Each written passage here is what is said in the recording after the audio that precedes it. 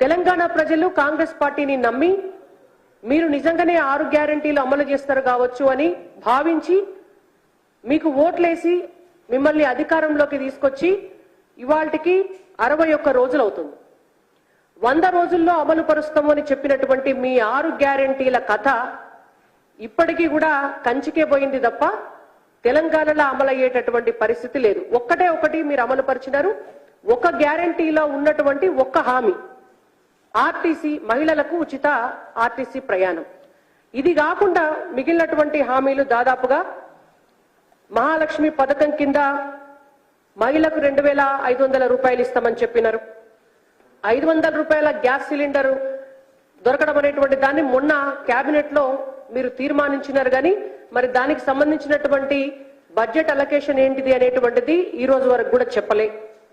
రైతులకు కౌలు రైతులకు ఎకరానికి 15,000 రూపాయలు ఇస్తామని చెప్పిండ్రు. ఈ 15,000 రూపాయలు ఇవ్వటం అనేటువంటిది రైతు భరోసా కిందికి వస్తుంది. గతంలో ఉన్నటువంటి దాన్ని ఈసారి కంటిన్యూ చేసి తర్వాత పెంచుతామని చెప్పిన మీరు ఆల్రెడీ మీరు అధికారంలోకి వచ్చినాక యాసంగి పంట నాట్లేసినారు.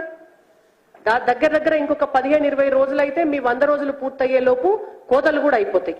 మరి ఈ రోజు వరకు కూడా రైతు భరోసా కింద రైతులకి ఒక్క రూపాయి కూడా మీరు ఈ రాష్ట్రంలో కేటాయించలే.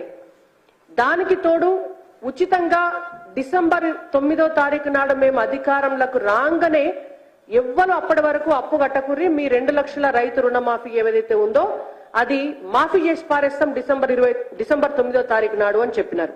మరి ఈ రోజు వరకు కూడా 2 లక్షల రైతు రుణమాఫీకి సంబంధించినటువంటి ఎటువంటి ప్రణాళిక గాని దానికి సంబంధించినటువంటి మాట గాని ఈ కాంగ్రెస్ పార్టీ ప్రభుత్వం దగ్గర నుంచి ఈ రోజు వరకు కూడా రాలే.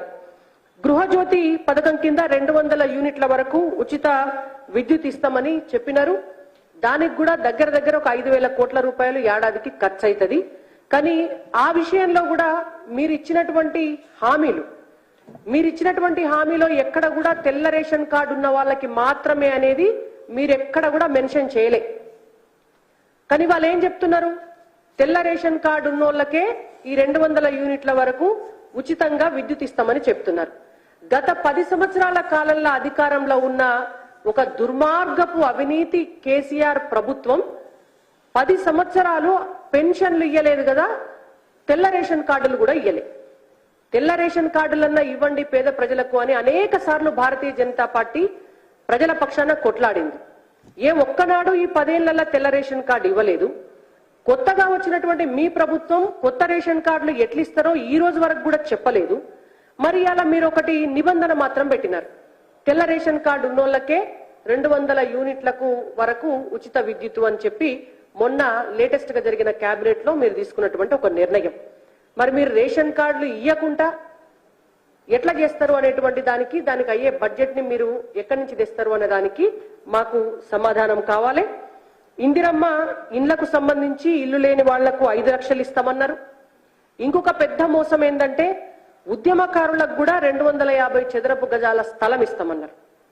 మరి ఇవాల్టి వరకు మీరు ఉద్యమకారులు తెలంగాణ రాష్ట్రంలో ఎక్కడెక్కడున్నారు, ఎంతమంది ఉన్నారు, గత ప్రభుత్వం ఇచ్చినటువంటి లిస్టులో ఉన్నటువంటి తప్పిదాలేంటి, కొత్తగా చేర్చవలసినటువంటి పేర్లేంటివి, ఆత్మహత్యలు చేసుకుని చనిపోయిన వాళ్ళ కుటుంబాలను ఎట్లా ఆదుకుంటారు, మరి వాళ్లకు ఈ భూమిని ఏ బడ్జెట్ లో ఏ విధంగా కేటాయిస్తారు అన్నదానికి ఒక కమిటీని వేయటం గాని దానికి సంబంధించినటువంటి ప్రతిపాదన గాని ఈ రోజు వరకు కూడా మీరు చేయలే. 5వది మీరు ఇచ్చినటువంటి గ్యారంటీ యువ వికాసం. ఈ యువ వికాసంలో కూడా విద్యార్థులకు 5 లక్షల రూపాయల విద్యా భరోసా కార్డు ఇస్తామన్నారు. ప్రతి మండలంలో తెలంగాణ ఇంటర్నేషనల్ స్కూల్ పెడతామని చెప్పినారు. ఇది రెగ్యులర్ గా విద్యకు కేటాయించేటటువంటి బడ్జెట్ ని మీరు ఎంత కేటాయిస్తారు? రాష్ట్రంలో 20,000 ఉపాధ్యాయుల పోస్టులు ఖాళీ ఉన్నాయి. మరి ఆ ఉపాధ్యాయుల పోస్టులను మీరు ఎట్లా భర్తీ చేస్తారు? మొత్తం కూలిపోతున్నటువంటి ప్రభుత్వ పాఠశాలలు, మూసేసినటువంటి ప్రభుత్వ పాఠశాలలను మీరు ఎట్లా తెరిపిస్తారు?